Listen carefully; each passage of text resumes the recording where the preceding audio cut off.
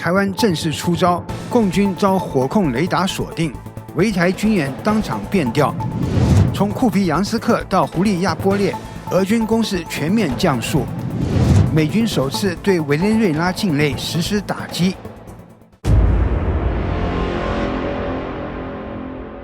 大家好，欢迎收看新冷战情室，请大家先为我们的节目点赞留言，谢谢大家。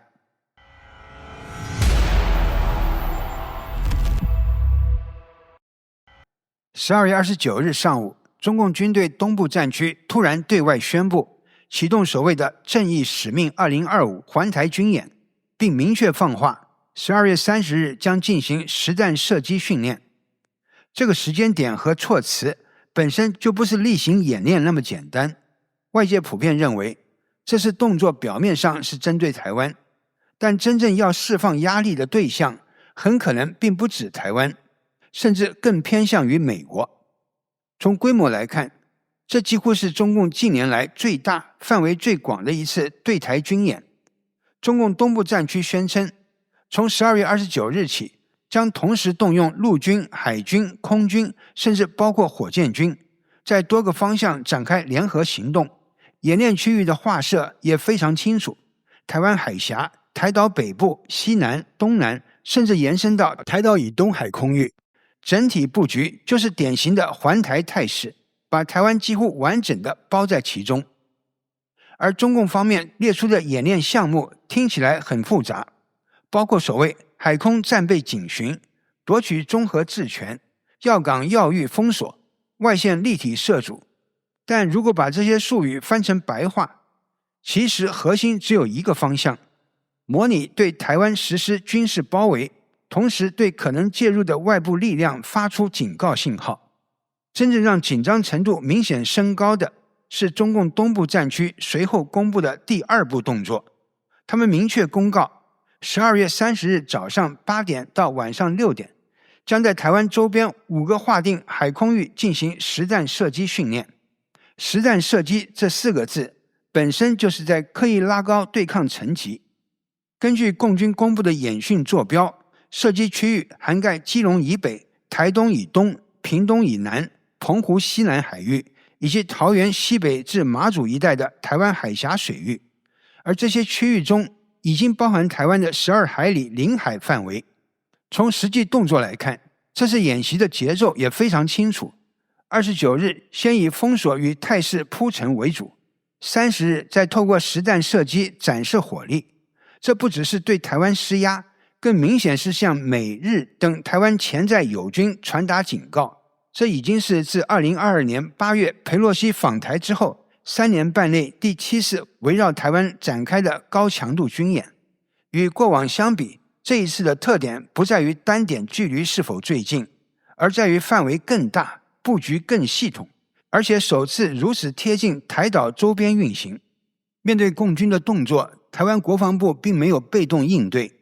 台国防部表示，台军会依敌情威胁程度，授权海军、空军以及各作战区第一线单位，依照交战规则与授权举证执行应对措施。台作技室次长连志威中将也指出，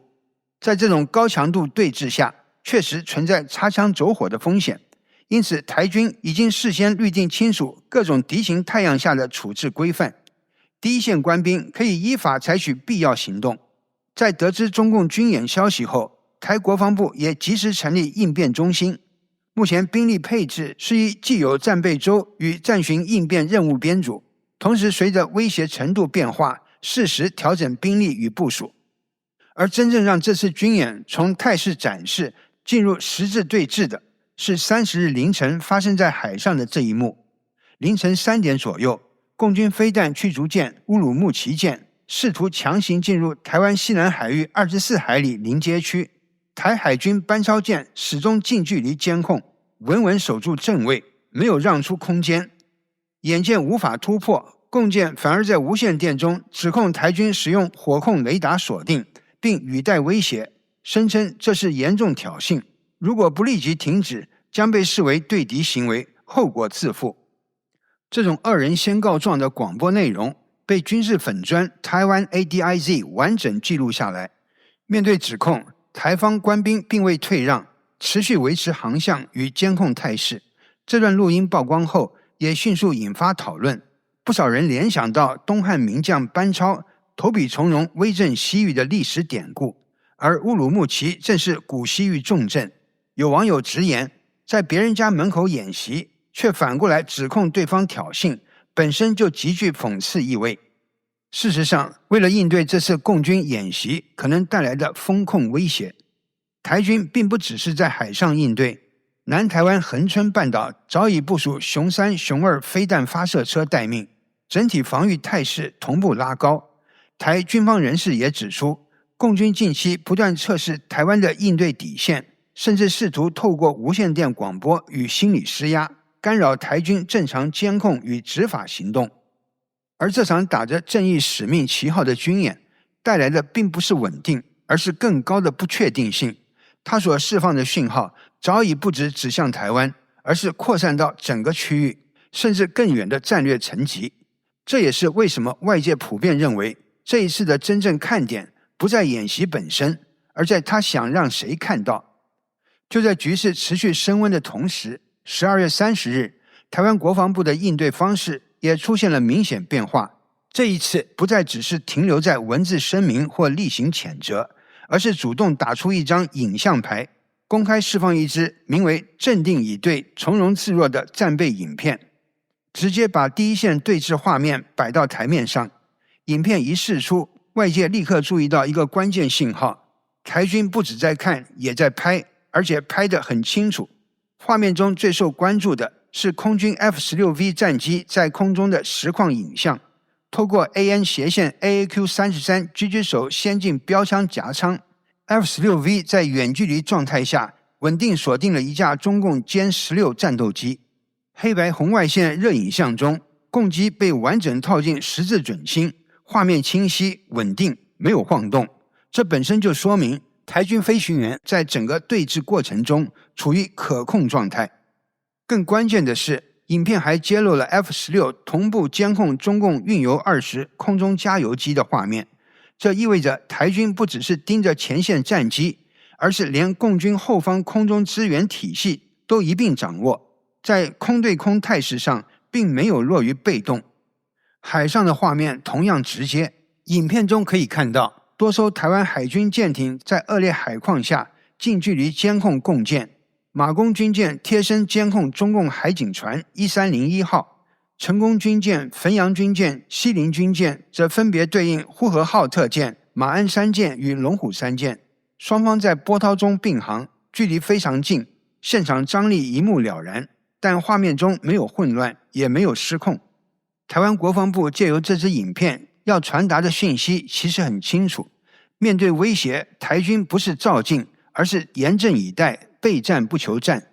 而就在影片发布的同时，台军也同步公布了最新监测数据，数字本身比任何形容词都来得直接。从29日上午6点到30日上午6点，短短24小时内，台军共侦获共机130架次，创下2025年以来单日最高纪录，其中90架次逾越台海中线，同时还侦获共舰14艘、公务船8艘以及1颗空飘气球。军演进入第2天后，压力并没有下降。截至30日下午3点，台军再度侦获共机71架次，其中35架越线。海上方面，共建13艘，其中11艘进入临街区，中共海警船与公务船15艘，有8艘同样进入临街区。而从29日开始，就出现在台湾东南海域的4艘共军2栖攻击舰，则缓慢向东航行，逐步驶向太平洋方向。真正把局势推到新高度的是30日下午的这项确认。当天傍晚5点半，台湾国防部召开临时记者会，证实共军陆军远程火箭炮部队已在当天上午9点从福建平潭向台海北部发射17枚火箭弹，落点约在基隆东北方70海里处。下午1点，福建实施方向的部队又向台海南部发射10枚火箭弹，落点位于台南以西约50海里，已经进入台湾24海里临街区范围。与此同时，由于中共此次演习划设的训练区与禁航区规模创下纪录，实际影响也开始显现。30日当天，台湾往返马祖的航线全数取消，金门航线在傍晚前停飞，澎湖与南竿也出现大量取消与延误，等于台岛与外离岛间的交通受到明显干扰。但值得注意的是，并没有出现中共宣传中所称的港口被封锁或无人机进入台北上空的情况。据台媒报道，12月29日，中共宣布军演的同时，高调释放一波宣传内容。最引人注意的就是他们声称中共无人机已经俯瞰台北101。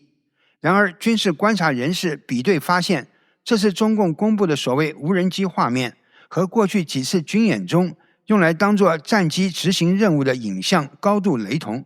这并不是即时拍摄的画面，而是旧素材重新包装，换个说法再拿出来用。这不是单纯的技术失误，而是中共刻意操作的宣传手法。事实上，这种做法对中共来说一点也不陌生。每逢对台军演，除了舰机动作之外，几乎都会同步搭配一套心理战特餐，透过模糊时间点、重复画面、夸大叙事，营造一种已经全面掌控的氛围。目的并不是军事效果，而是心理效果。重点不在无人机飞到哪里，而是在你相不相信它已经飞到了。但这一次效果显然不如预期，影像被迅速比对拆解，反而让外界看清楚这套宣传并不真实。此外，国际社会也在密切观察这次共军演习。澳洲媒体评论指出，北京释放的信号已经非常清楚，中共军队正处在比以往任何时候都更接近实战状态的位置。而多名分析人士认为，这次演习的时间点并非巧合。当前，美国总统特朗普正被多项国际事务分散精力，包括乌克兰、以色列、中东局势，以及对部分国家的军事行动。北京显然在测试，在这种背景下，美国是否以及在多大程度上愿意为台湾问题投入注意力与资源。同时，这一次针对日本的施压，自中日关系趋于紧张，日本首相高市早苗公开提及，若台海发生武力冲突，日本可能需要回应之后，北京持续透过军事动作对东京施压，展示其区域影响力。这也是为什么这次演训区域不仅紧贴台湾，更逼近日本与菲律宾的专属经济海域。第一岛链国家感受的压力并不亚于台北。不少分析指出，北京并未明确表示将在2026年发动战争，但它正在对外传达一个信息，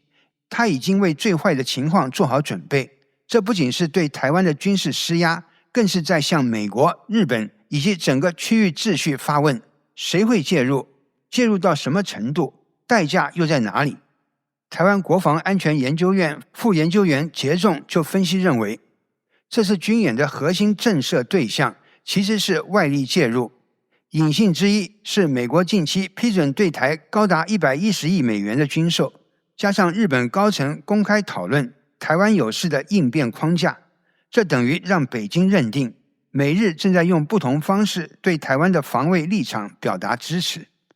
而就在12月17日，美国政府正式宣布这项创纪录的对台军售案。同日，美国参议院也通过2026财年国防授权法案，准备动用10亿美元支持台湾安全合作倡议。从海马斯系统、陆军战术导弹、自行榴弹炮到无人机、反坦克导弹与导弹翻新组件，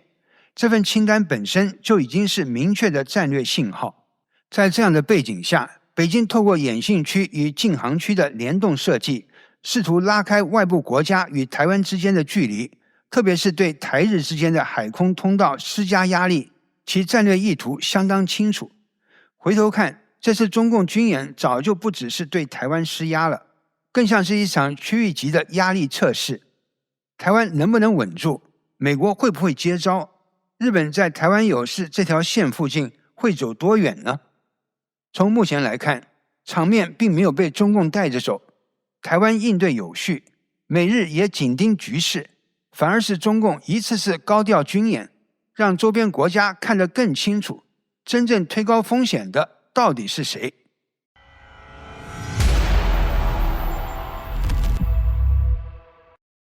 2025年12月30日，俄乌战争第1406天。整体来看，战线依旧绵长，但俄军在多个关键方向的推进明显遇到瓶颈。先看苏梅方向，俄军继续发动进攻，但没有取得实质性突破，战线基本维持原状，属于典型的消耗战推进失败。真正的焦点还是在顿涅茨克州的波克罗夫斯克方向。俄军已经推进到罗登斯克西北一带，占据了顿涅茨卡铁路部分路段，并沿着 O0525 公路向赫里申方向推进。但问题是，推进有了，控制却跟不上。目前，乌军仍牢牢控制着波克罗夫斯克市北部，同时持续巩固米尔诺赫拉德的后勤不给线。市区与周边废墟地带的战斗极其激烈，但双方都没有形成决定性突破。值得注意的是，俄军在这一线投入的兵力非常可观。根据多方估计，11万到15万俄军正在参与波克罗夫斯克和多布罗皮利亚方向的作战，但即便如此，仍然莫能完全拿下关键节点。再看扎波罗热方向，乌军在胡利亚波列周边多个方向发起反击，有效遏制了俄军的推进。俄军在这里付出了相当大的损失，但战果并不明显，整体推进非常有限。库皮扬斯克方向的情况对俄军来说更不乐观。被困在当地的俄军士兵通过渠道抱怨，没有得到有效增援，弹药即将耗尽，伤亡严重。而乌军正在一步步压缩空间，持续逼近。目前，俄军多以1到2人的小股步兵小组渗透推进，试图在局部区域集结，但乌军无人机在这一过程中发挥了关键作用，给俄军造成了不小损失。乌军第116旅等部队仍在坚守阵地，并持续发动反击。俄军在库皮扬斯克方向遭遇了明显挫败。在哈尔科夫、博罗瓦、斯拉维扬斯克、莱曼、西维尔斯克、科斯蒂安蒂尼夫卡等多个方向，俄军依然保持进攻态势，但都没有取得值得一提的进展。12月29日，乌军还在沙霍维附近成功摧毁了一支试图渡过卡泽尼托列茨河的俄军纵队，再次打断了俄军的推进节奏。同一天，乌军总司令希尔斯基在接受媒体采访时，对当前战局做出了相对坦率的评估。他表示，俄军大约控制了波克罗夫斯克市1半左右的区域，但每天尝试推进都以失败告终，付出损失却没有实质成果。他也提到，乌利亚波列方向此前出现的被动局面，与第102国土防御旅未能承受住压力有关。目前，第225突击团已接手该地区防务，局势趋于稳定。更值得注意的是，希尔斯基明确提出，将对国土防御旅进行改革，减少传统步兵营数量，大幅扩充无人机部队。未来每个旅将配备2个专门的无人机营，以增强整体防御和反渗透能力，让部队重新焕发生命力。在信息战方面，12月29日，乌克兰第19军团也公开驳斥了俄罗斯国防部宣称控制康斯坦丁诺夫卡部分市区的说法。ISW 发布的地理影像显示，俄军实际控制范围不足 5%， 就连较为激进的俄罗斯军事博主也承认活动区域不超过 11%。乌军直言，这是克里姆林宫一贯的叙事操作，试图在谈判背景下制造战场进展的假象。回到波克罗夫斯克市区，战斗仍在持续，双方在废墟中反复拉锯。乌军东部特遣队表示，过去一天在该方向歼灭146名俄军，其中约100人当场死亡。整个控制区内，俄军一天内伤亡达429人，大量无人机和装备被摧毁。希尔斯基也强调，俄军无法自由进入波克罗夫斯克，因为通往城市的所有通道几乎都处在乌军无人机监控之下。他反问外界有关是否撤退的声音，撤到哪里？撤到空旷地带，还是下一座城市？那些地方同样会被夷为平地。对乌军来说，城市聚落反而是最难被摧毁的防线。在南线胡利亚波列方向，乌军已经逐步收复失地，包括夺回米尔诺镇，并俘获一批俄军人员。值得注意的是，这些被俘人员中，多数并未穿着正规军服，更像是渗透行动中的人员。根据日内瓦公约，穿着平民服装或敌方制服参战，属于严重违反战争法的行为，相关责任问题也正在调查之中。最后，希尔斯基证实，乌军执法部门正在调查一起防御疏失事件。此前，俄军一度进入胡利亚波列一处营级指挥所，并将现场遗留物品拍摄上传网络，造成一定舆论冲击。不过他强调，目前该区域已得到增援，局势趋于稳定，防线重新稳固。整体来看，第1406天的战局依然残酷，但在多个关键方向，俄军的推进成本越来越高，而乌军的防御体系正在逐步适应这场长期战争。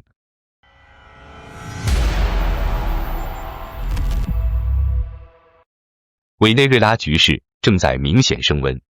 美国首次直接打击委内瑞拉境内目标。据美联社12月29日报道，美军当天使用无人机对委内瑞拉沿海的一处港口设施实施了空袭，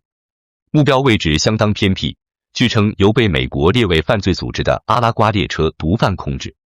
事发时，港口内并没有人员活动，因此没有造成人员伤亡，但象征意义非常明确。这是美国第一次在委内瑞拉本土展开军事打击。当天，特朗普也称美军摧毁了委内瑞拉的一处重要大型设施。而就在美方放话的同时，委内瑞拉却对外强调自己也在严厉打击毒贩。不久前，委内瑞拉武装部队作战司令埃尔南德斯就在社交平台上表示，军方在亚马逊州炸毁了8架毒贩飞机，并声称2025年以来已累计摧毁39架相关飞机。埃尔南德斯还特别强调，委内瑞拉一直在与毒品犯罪做斗争，是一个和平、法治与正义之地。这番表态其实非常有针对性，因为特朗普此前正是以打击毒贩为理由，对马杜罗政府不断施压，甚至公开表示希望马杜罗下台。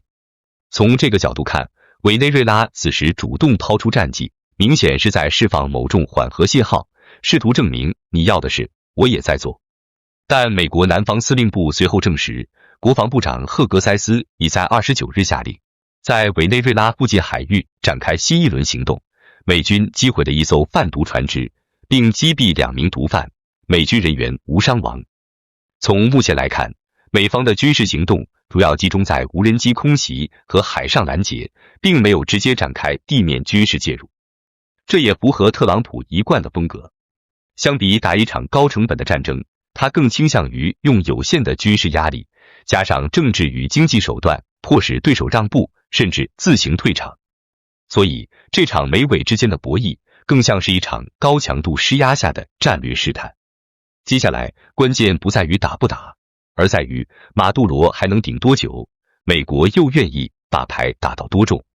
好的，感谢您一口气看到最后了，这是对我们最大的鼓励和支持。要看最全面、最及时准确的战场热点报道更新，就请每日锁定新冷战情势。如果您喜欢我们的节目，也请您点赞、留言、订阅，把视频分享出去，让更多的人看到这个节目。想要赞助我们的朋友，可以打开超级感谢打赏赞助，帮助我们能持续做出更多好节目。谢谢大家。